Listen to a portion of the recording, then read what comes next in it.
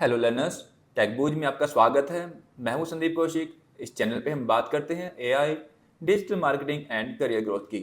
अपने पिछले वीडियो में हमने एक वेबसाइट का स्ट्रक्चर देखा था। किसी भी वेबसाइट के कौन कौन से पार्ट्स होते हैं, क्या क्या कंपोनेंट्स होते हैं, हमने देखा था। अब हम अपनी वेबसाइट रियल में क्रिएट करेंगे।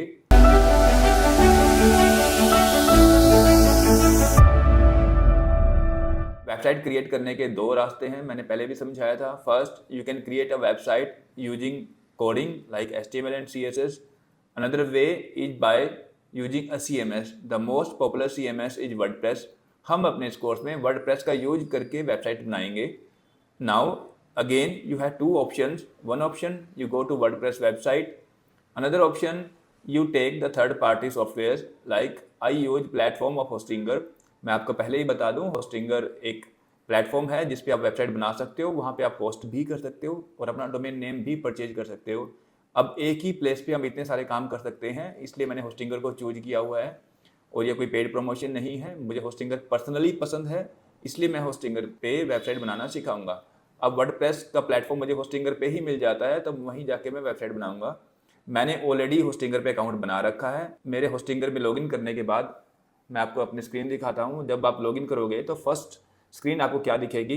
This is the first screen. You can see from here you have to go to websites.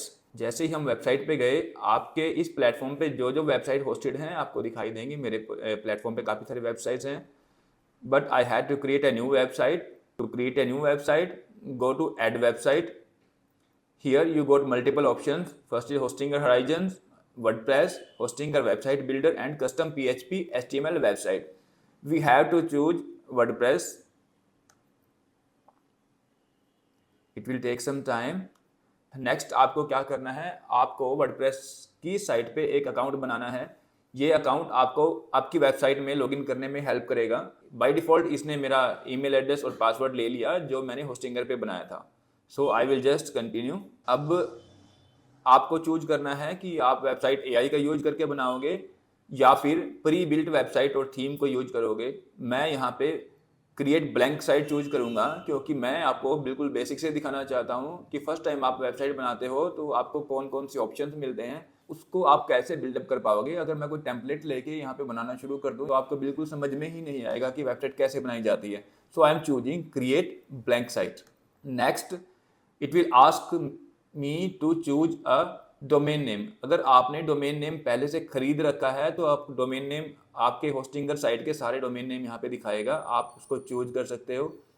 मेरे पास डोमेन है, but one more option you have. अगर आपने अभी तक डोमेन खरीदा नहीं है, आप क्या कर सकते हो, आप एक टेम्प्रेरी डोमेन यूज कर सकते हो। जब आप डोमेन परचेज कर लोगे तब आप अपना डोमेन इसके साथ कनेक्ट कर सकते हो। तो मैं अभी यूज टेम्प्रेरी डोमेन चूज करता हूँ। अब थोड़ा टाइम लगेगा, ये हमारी वर्डप्रेस को आपके होस्टिंगर प्लेटफॉर्म पे इंस्टॉल कर रहा है। जैसे ही वर्डप्रेस इंस्टॉल हो जाएगा, ये आपको वर्डप्रेस के डैशबोर्ड में लेके चला जाएगा। अब आप यहाँ देख सकते हो हमारे वेबसाइट में कुछ मेन्यूज हैं, ये वर्डप्रेस के मेन्यूज हैं, और राइट साइड में आपका डिस्प्ले है। अब हम लेफ्ट साइड में जो जो मेन्यूज हमें मिले हैं, हम एक एक को देखते हैं। ये हमारे किस किस पर्पज़ के लिए, हम क्या क्या काम से कर सकते हैं। सबसे पहले मैं आपको लेके जाऊंगा प्लगइन सेक्शंस पे। मैं प्लगइन पे क्लिक करता हूं और आपको दिखाई देगा कि कौन कौन से प्लगइन इसमें पहले से इंस्टॉल्ड हैं। ये वो प्लगइन हैं जो हमने ब्लैंक साइट तो इंस्टॉल की थी, लेकिन ब्लैंक साइट के साथ साथ कुछ प्लगइन हमारे इंस्टॉल हो गए। इंस्टॉल होने के बाद आप उनको यूज कर सकते हो। तो कुछ प्लगइन हैं जो बाय डिफ़ॉल्ट इंस्टॉल हुए हैं, उनमें हैं कुछ तो प्लगइन हमारे होस्टिंगर ने हमें इंस्टॉल करके दिए, like Hostinger AI, Hostinger easy onboarding, Hostinger reach, Hostinger tools and light speed cash. आप चाहो तो इन प्लगइन को यूज करो, आप चाहो तो इनको डिसेबल भी कर सकते हो। प्लगइन आपकी वेबसाइट में एक्स्ट्रा फंक्शनैलिटी डालने के काम आते हैं। अगर मैं आपको दिखाऊं, जैसे कि होस्टिंगर AI प्लगइन यहाँ पे इंस्टॉल्ड है, और अगर आप टॉप में जाओगे होस्टिंगर मेन्यू आपको दिखेगा।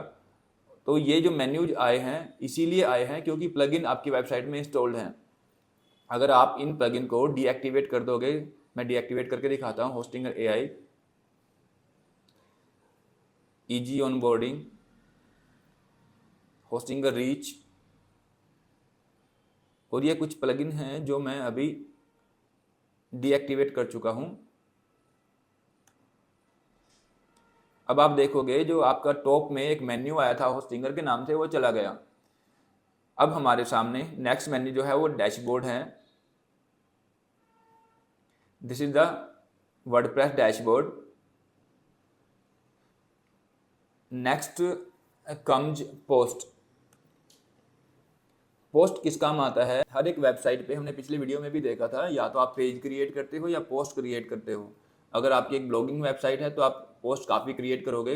अगर आपको नई पोस्ट क्रिएट करनी है तो आप पोस्ट में जाओगे और ऐड पोस्ट कर दोगे तो आप नई पोस्ट क्रिएट कर पाओगे। अगर आप पहले से क्रिएटेड पोस्ट देखना चाहते हैं, you can go to all post. हमारी हर एक पोस्ट डिफरेंट कैटेगरीज में डिवाइडेड होती है। जैसे कि अगर मैं डिजिटल मार्केटिंग के बारे में इंफॉर्मेटिव पोस्ट बनाता हूँ तो डिजिटल मार्केटिंग एक कैटेगरी होगी। अगर मैं इंफॉर्मेशन टेक्नोलॉजी के बारे में पोस्ट बनाता हूँ तो इंफॉर्मेशन टेक्नोलॉजी हमारी एक कैटेगरी हो गई। Next comes media. मीडिया हमारे पिक्चर्स और वीडियोज होते हैं जो हम अपनी वेबसाइट पे लगाते हैं। जैसे ही मैंने मीडिया पे क्लिक किया, लाइब्रेरी ऑप्शन हमारा ओपन हो गया। आपके पास यहाँ पे कोई मीडिया अवेलेबल नहीं है। अगर आपको अपनी वेबसाइट में कोई पिक्चर या वीडियो इंसर्ट करना है तो पहले आपको मीडिया यहाँ पे अपलोड करना होगा। To upload a media you can go to media file and then you have to select files from your computer. I can select any file, like if I select a picture here, stu.png, and open, it has uploaded a media for me. Next come your pages. By default it has created one privacy policy page and you can see the status of this policy, it is draft. जब first time कोई page हम बनाते हैं तो वो draft mode में जाता है, मतलब वो अभी पब्लिश नहीं हुआ है, पब्लिकली विजिबल नहीं है। तो हमारा पोस्ट प्राइवेसी पॉलिसी अभी ड्राफ्ट मोड में है। अगर मैं चाहता हूं कि ये दिखे तो आप इसको पब्लिश कर सकते हो। Next we can create a new page. To create a new page we can go to add page. We can use a template and then create a page out of that, but we will create all the pages by scratch. So this would open, add a title here. If I want to create a contact page, I can write contact here. Okay, and then save draft. You can straight away publish also. This way we can create a page. I'm coming back. You can see the status, it is draft mode. Next we have comments. जब आप अपनी website में blog post करते हो, अगर कोई viewers आता है आपके ब्लॉग पे एंड ही और she wants to add some comment, all the comments that were added to your site would be visible here. Next come appearance. नाम से ही आपको पता चल रहा है कि अपीयरेंस की आपकी वेबसाइट दिखेगी कैसे। हमारी वेबसाइट का look and feel we design by choosing a theme. Theme क्या होता है? एक रैपर है आपकी वेबसाइट का जो आपकी वेबसाइट के font colour, font size, primary colour, logo colour, ये सब आपका डिसाइड करता है। तो हमारी थीम अगर बाय डिफ़ॉल्ट आप देखो, यहाँ पे एक 2025 थीम है जो अभी एक्टिवेट हुई है।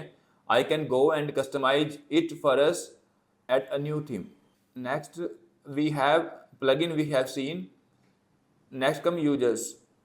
Every website has some users. By default, it has created one user for me, that is info@techboost.com.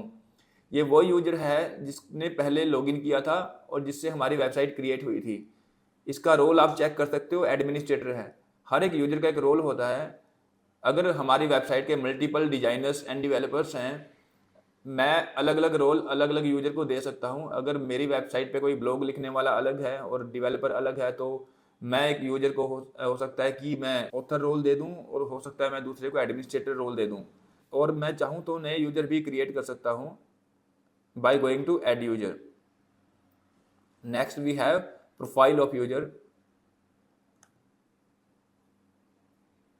Here we can set password, user name, we can add other details also.